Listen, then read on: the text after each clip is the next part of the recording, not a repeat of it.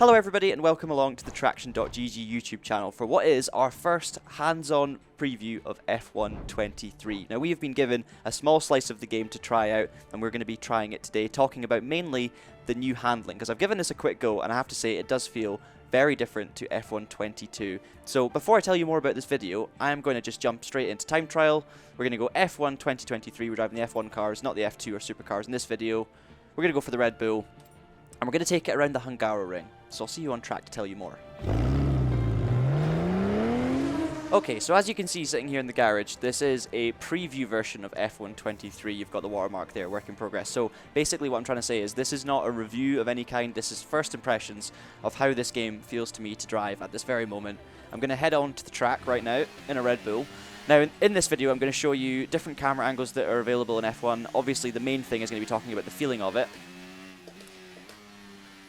And then at the end I also want to have a little shot on a controller as well, because there have been some changes made to the way in which the controller is supported on this game too. So straight out the box, we're going to ride on cockpit cam and do our first lap of the Hungaroring. Now just for some context here as well, in terms of equipment, I'm using a Moza R21 wheelbase, so direct drive, lots of power. It's turned down to about 40%, so we're probably running it around about 9 to 10 Newton meters of torque on average. And then I'm also using Moza's mid-range pedals as well, the SRPs. Now the first thing I have to tell you about F1 23 compared to F1 22, it's easier. Simple as that. I'm running with no assists right now, so yes, I can lock the brakes, as I will demonstrate into this left-hander. There you go. And I'm also running no traction control at all as well. And in F1 22, driving around with no ABS and no traction control, it was manageable on a steering wheel and pedals, but it wasn't easy. Unless you're a really seasoned veteran of the F1 games and can get used to it, it was a challenging thing to do. Now in F1 23, yes, it's still challenging. Yes, I'm still going to get punished if I just decide to, for example, nail the throttle through a slow corner, but generally speaking, everything's far more pliant. I'm going to brake just before the curb into T1, harden the brakes, avoid the lockup. Okay, I've missed the apex, but we'll ignore that. Change up to third, and yes, see, I put the foot down, and I can still get oversteer, but I managed to catch it pretty easily. Should also say we are in the default setup, which is, I think, slightly higher downforce for Hungaroring than the middle one. No problem at all through turn 3. Now, up into turn 4, if you get on the curb on the inside here in F1 22, it's very, very easy to spin the car. Same through here as well, if we go to the inside curb. I still got that little snap of oversteer on power, but everything was manageable. A little bit of a lock up there into the chicane. But this thing feels really, really good to drive. Okay, so we're now on roll bar view, and you can see my throttle traces down the bottom. That new HUD looking very, very nice. On the right-hand side, the green bar is your throttle, and then the left-hand side, as you'll see when I use the brakes into here, you've got a brake trace as well. But just look how manageable everything is. Look how sedate the experience is. But as long as I'm not too greedy with my throttle, everything's completely manageable. And if I make a mistake, like run over the curb there, you still get the rumble, you still get that little slip, but I can catch it. I can deal with it. Turned in too early there. That's fine. Right. Go for a sub 120 lap on this one. We'll just go concentration.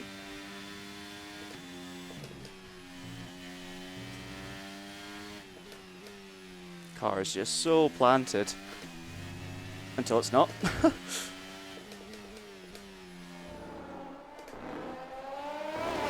I am definitely not an F1 game expert. I'm not a massively experienced F1 game player in recent years. I've dabbled around in it a little bit, but I've not put anywhere near the hours that a lot of the Formula 1 YouTubers have in this game, so I'm not going to be up to speed like they are.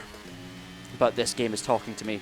It's responding really, really nicely to what I'm doing. It's letting me extract the performance out of the car, but it's warning me off as soon as I try to take advantage of it. That's still that horrible dip into the penultimate corner at Hungary. That's just not meant to be there. So the track modelling hasn't improved too much by the looks of it on first impression. You still get that rumble over the curbs as well. I'm forgetting DRS, but there's our 119.7. So lap times are fairly similar, I believe. But it's just in F1 22, if I'm trying to push, you know, this hard this early, on the even on the default setup, I'm sliding all over the place. I'm definitely spinning multiple times, and I haven't spun once yet, other than the time where I did it deliberately. So if I start taking more liberties, right, let's start using a bit more throttle on corner exit. Let's start almost not trying to spin it, but pretending it's impossible to spin and see what happens. Survived the apex curb there, no problem. That would have killed me on F122. Let's use the curb. Big oversteer. And I caught it. The steering wheel reacted, I reacted. No problem. That, again, 100% I'm spinning if that's F122. Nice and aggressive on the curbs again. Power on early. I'm actually still quicker. So the game's actually letting me get away with it. I'm actually just enjoying it. Like, it's simply a good fun driving experience. I just didn't have this out of the box for F122. The force feedback feels different as well. All the settings are exactly the same, so I've basically tried them back to back. I did try F122 recently, I tried it again this morning just to make sure I was being able to give a fair comparison. And the force feedback settings are identical, the default settings are identical, and I am running default. Obviously, my own force feedback settings in the software for Moza is slightly different, but the same across both games. And the force feedback feels different. It feels a lot more weighty in this game. The baseline is heavier. I can feel more detail, but just in general, there's more happening. You know, it's easier for me to catch. It's less vague. I'm getting less on and off force feedback. I'm getting a more generalized, you know, connection to the car, I would say. Obviously, this all sounds quite vague. I'm not able to give you too much detail about that right now because this is literally just me giving it a go and telling you what I'm feeling. But straight out of the box, 100%, there's a very, very noticeable difference. This is just a more enjoyable driving experience, an easier driving experience. But you can still make mistakes like that lockup. Just going to back off a little bit. We're going to have a quick look at the camera angles as well that we've got in this preview. So we've got the usual 2 T-cams. You've got the chase cam, far and close. Nose cam as well, and then you can sit on the nose cone. It's all, I mean, this is basically the same, isn't it?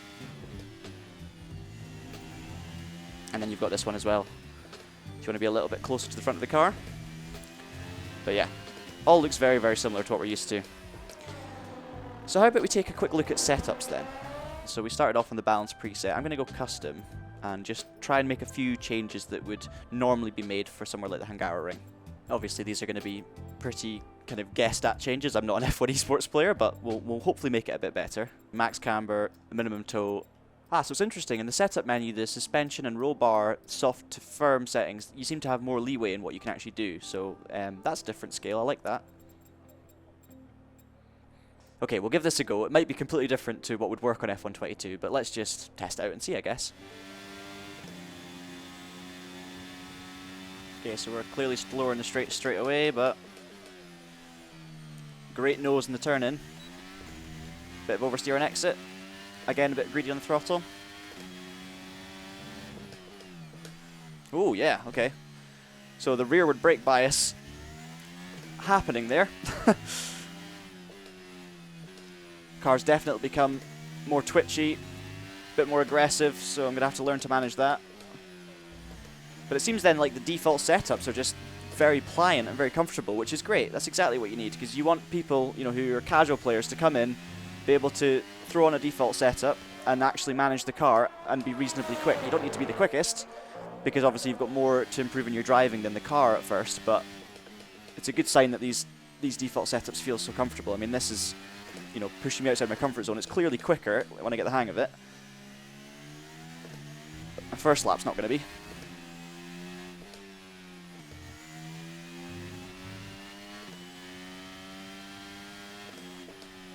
So much more grip in the middle sector where downforce is key, and that's where the you know, higher wing suspension changes really kick in.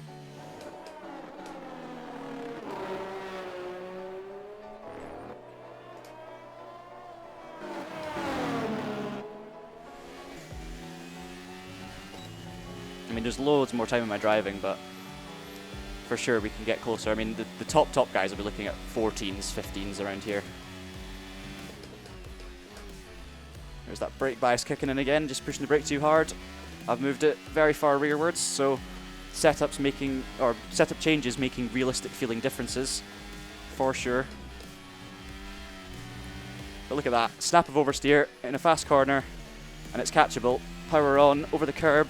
You can actually bottom out on curbs now as well, which is A bit of a change from F122. There's more of a realistic bottoming out effect when you run over high curbs. Not so much around the Hungaroring, because the curbs aren't high enough.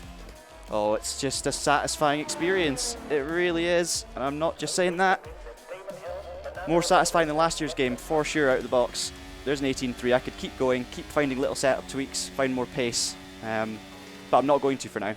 The thing is, you can understand why F122, with massive regulation changes, didn't feel amazing straight away. The cars were difficult because they were having to develop the game before the cars had even hit the track in real life. So you're almost predicting the physics based on numbers and what you expect to happen with ground effect, but the designers would have gone different directions, and even just on this preview build, this game feels like a more polished driving experience overall. It just feels easier, more manageable, more friendly, but also at the same time better. Not just easier and worse or unrealistic, easier and more connected to the car and more authentic in a way.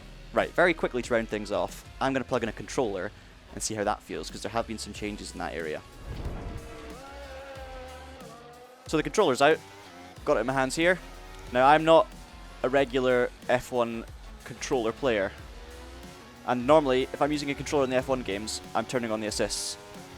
At least a little bit of traction control. Definitely on F122, you needed a little bit of traction control to make it easy. Of course, some of the best players will use no traction control, but anyone with a modicum of sense will have put on a little bit just to make it that more manageable. And it's not as fast as using a wheel for most people. And it felt actually okay on F122. It was a little bit janky at times. There was a slight struggle with direction changes and precision, but overall it was a pretty good gaming experience. Already with no assists though, I'm actually making it around the track here. Despite, okay, the lockups are pretty annoying. Look at that. Over curbs, on the power, curb on the exit. Absolutely fine. Again, I can use a bit of trigger control to avoid a lockup there. And because the car is so much more pliant on these default setups, it's actually so much better with a controller in terms of just getting around the circuit. Nice and early on the power. There's a nice bit of natural smoothing, but it doesn't let you run too wide. You can actually control it in a normal way. This is my very first lap, by the way, guys, at all, using a controller in this game. So it's not like I've pre-prepared this, I'm just giving you my thoughts. That was a bit close. Look at that. And on the power. This is so civilized. Can even attack the curbs. Oh, yeah, I just saved oversteer. It's happening. No traction, no stability. Oversteer is catchable on a controller with someone who's not really used a controller much in these games. That is a headline in itself. And Hungaroring's got a lot of direction changes. It's a tricky technical place to get around.